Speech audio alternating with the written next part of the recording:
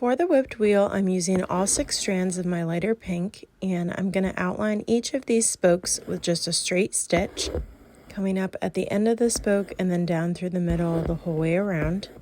And with the whipped wheel, unlike the woven wheel, you don't have to have an odd number of spokes. Now, taking my darker pink color and all 6 strands, I'm going to come up between 2 spokes, and then I'm going to slide my needle under the previous spoke right above it, and then the one below it as well. So I'm sliding under 2 spokes, and this will create a wrap around one of the spokes, and we'll continue the whole way around like that.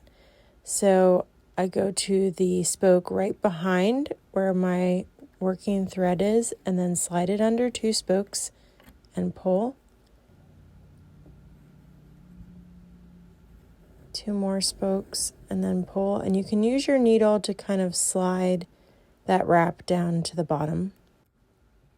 Again, kind of working backwards, you take your needle under the previous spoke and then under 2 spokes and pull it.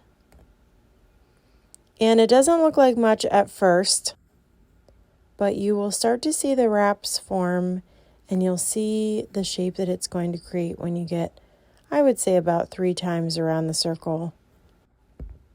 So we just continue to go under the previous spoke and then the spoke that's ahead of you. So 2 spokes each time.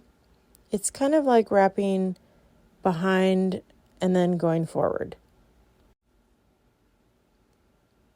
And I'll speed it up here, and you can see by the time I've hit about my 3rd row, you can really start to see the shape that's forming, and it looks really cool. This is sometimes called the spider web stitch or spider wheel.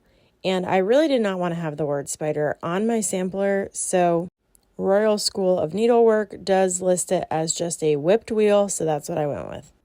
But it does have a couple names. I'm going to do my last wraps here, and then on the last one, I'm going to go around the previous spoke and then insert my needle back down into the fabric. I kind of tucked it under the edge of the stitches and then tie it off in the back.